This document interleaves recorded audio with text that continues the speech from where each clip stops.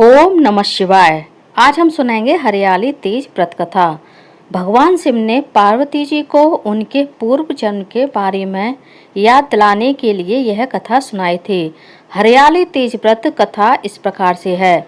शिव जी कहते हैं, हे पार्वती, बहुत समय पहले तुमने हिमालय पर मुझे वर के रूप में पाने के लिए घोर तप किया था। इस दौरान तुमने अन्न जल त्याग कर सूखे पत्ते चबाकर दिन व्यतीत किए।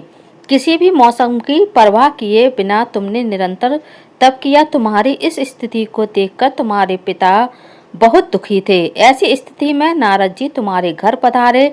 जब तुम्हारे पिता ने नारद जी से उनके आगमन का कारण पूछा तो नारद जी बोले, हे गिरिराज, मैं भगवान विष्णु के भेजने पर यहाँ आया हूँ।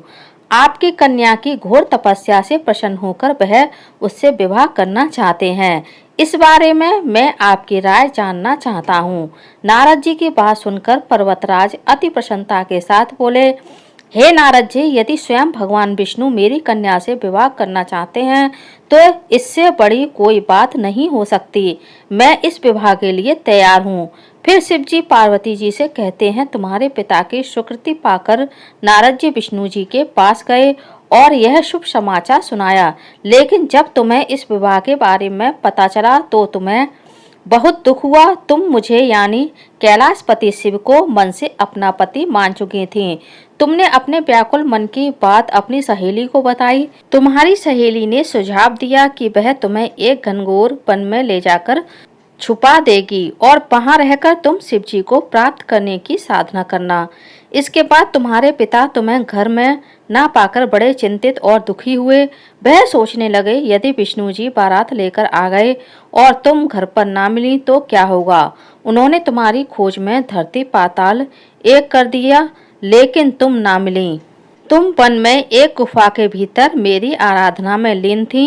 भाद्रपद तृतीया शुक्ल को तुमने रेत से एक शिवलिंग का निर्माण कर मेरी आराधना की, जिससे प्रसन्न होकर मैंने तुम्हारी मनोकामना पूर्ण की। इसके बाद तुमने अपने पिता से कहा कि पिताजी, मैंने अपने जीवन का लंबा समय भगवान शिव की तपस्या में बिताया है और भगवान शिव ने मेरी तपस्या से प्रसन्न होकर मुझे स्वीकार भी कर लिया है। अब मैं आपके साथ एक ही शर्त पर चलूंगी कि आप मेरा विवाह भगवान शिव के साथ ही करेंगे।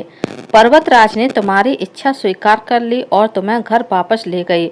कुछ समय बाद उन्होंने पूरे विधि विधान से हमारा विवाह किया। भगवान शिव ने इसके बाद कहा कि हे पार्वती, तृतीया को तुमने मेरी आराधना करके जो व्रत किया उसी के परिणाम स्वरूप हम दोनों का विवाह संभव हो सका। इस व्रत का महत्व यह है कि मैं इस व्रत को पूर्ण निष्ठा से करने वाली प्रत्येक स्त्री को मनवांछित फल देता हूँ। भगवान शिव ने पार्वती जी से कहा कि इस व्रत को जो भी स्त्री पूर्ण श्रद्धा से करेगी उसे तुम्हारी तरह अचल सुहाग प्राप्त होगा। बोलिए भगवान भोलेनाथ की जय, माता पार्वती की जय। हर हर महादेव। धन्यवाद फ्रेंड्स।